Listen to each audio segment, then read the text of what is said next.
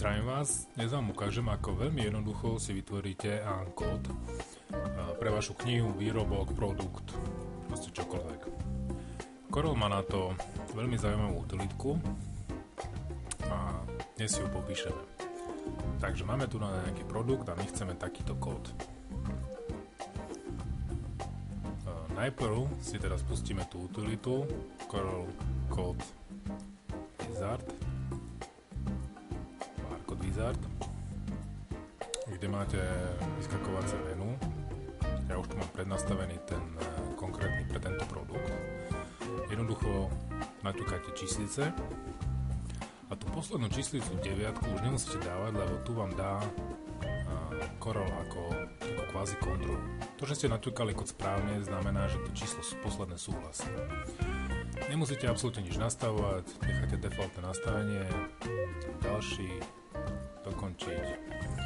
Skopírujete si čiarový kód do schránky a jednoducho stlačíte Ctrl-V.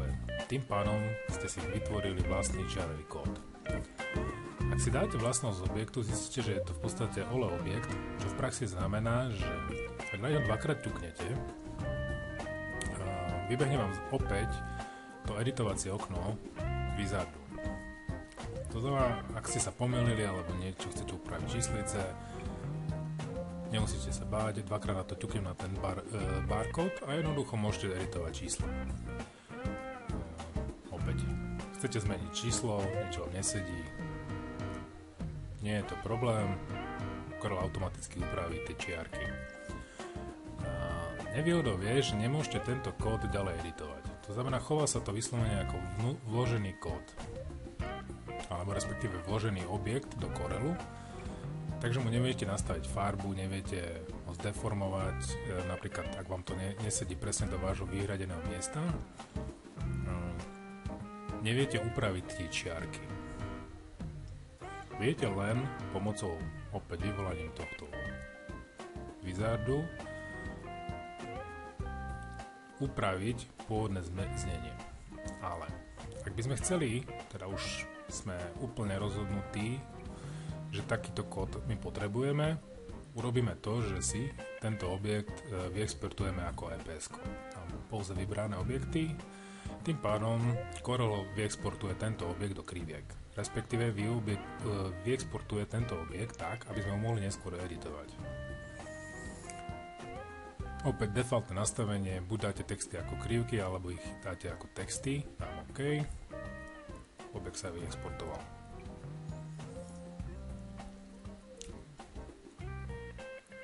Takže tu nám máme barcode vytvorený cez Wizarda, my si naimportujeme naše EPS-ko, dáme si ako text, dáme OK. A máme tu na nový objekt.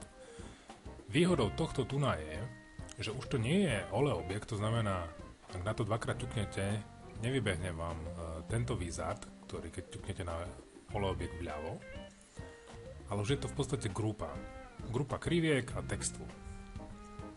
My keď si teraz túto grupu rozgrupujeme, ešte okolo máme taký biely rámček, ktorý v podstate je defaultne nastavený pri vytváraní tohto barkódu.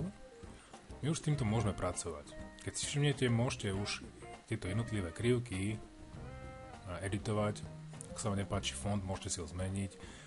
Teraz, keď zmeníte tu na číslo, Corel vám to umožní, ale neprispôsobí vám tie čiarky. Takže vrátim to späť.